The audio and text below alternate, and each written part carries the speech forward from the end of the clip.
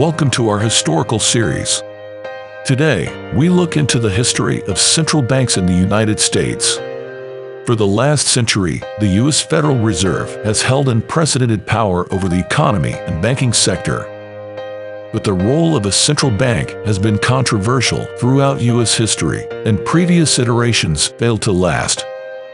The first Bank of the United States was established in 1791 under the guidance of Alexander Hamilton, the first Secretary of the Treasury.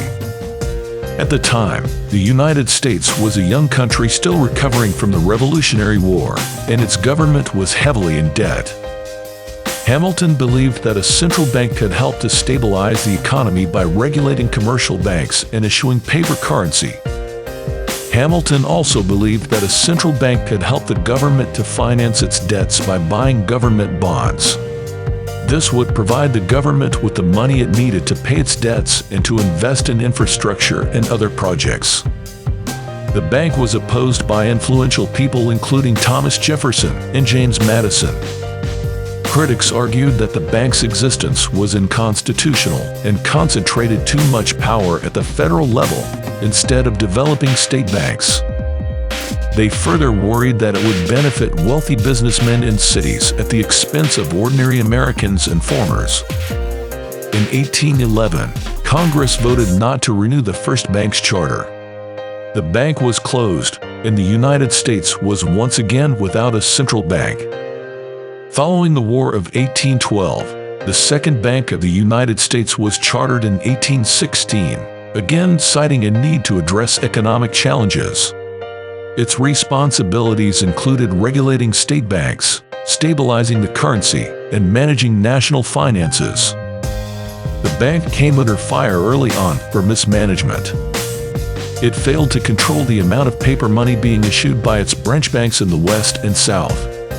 This contributed to the speculative land boom that occurred after the war.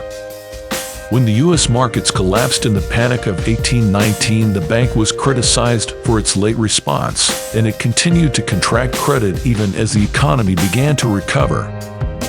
This policy made mass unemployment and falling property values worse. The bank later oversaw more steady credit expansion under the leadership of Nicholas Biddle and became a more powerful institution. But it faced opposition, notably from Andrew Jackson, who believed it had failed to produce a stable national currency, lacked constitutional legitimacy, subverted the rights of states, and was dangerous to the liberties of the people. The bank war unfolded, culminating in Jackson's veto of the bank's rechartering in 1832. The free banking era ensued. During this time, the country faced several economic crises, including in 1836, when Jackson attempted to fend off excesses in land speculation with the specie circular, which required payments for government land be made in gold or silver. That shocked state banks that had issued paper money without enough backing from the precious metals and caused a contraction in credit and culminated in the Panic of 1837.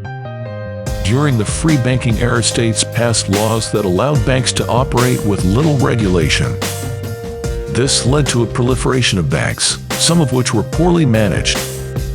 Proponents of central banks say that this era suffered from not having a central bank to act as a lender of last resort during downturns and panics to stabilize the financial system.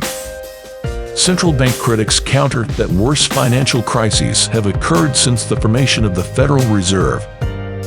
They argue that central planning of the economy and the manipulation of the money supply creates asset bubbles and inflation and exacerbates boom and bust cycles.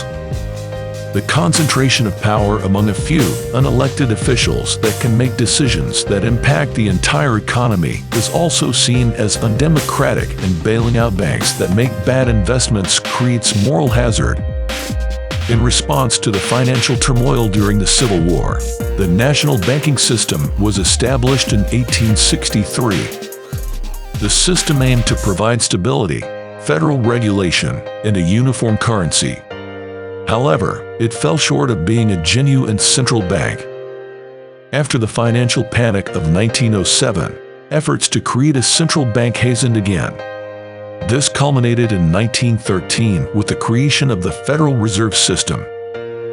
Born out of the Federal Reserve Act, the mandate of the Federal Reserve, with its 12 regional banks and Board of Governors, was to address financial panics, provide an elastic currency, and serve as a lender of last resort. It is responsible for conducting monetary policy in the United States by setting interest rates and managing the country's money supply. Over the years, the Federal Reserve has expanded its presence in the economy. After the financial crisis of 2007 to 2009, it launched a new strategy of bond purchases, which increases money supply in the economy and helps to expand credit.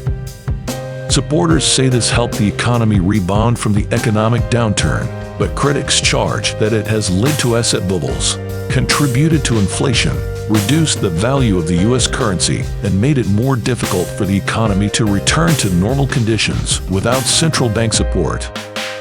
The Federal Reserve is also considering launching a digital currency, which if implemented could give it complete control over how U.S. citizens spend their money. Thank you for watching. If you found this video informative, please like, share, and subscribe to our channel. We appreciate your support. Until next time, farewell.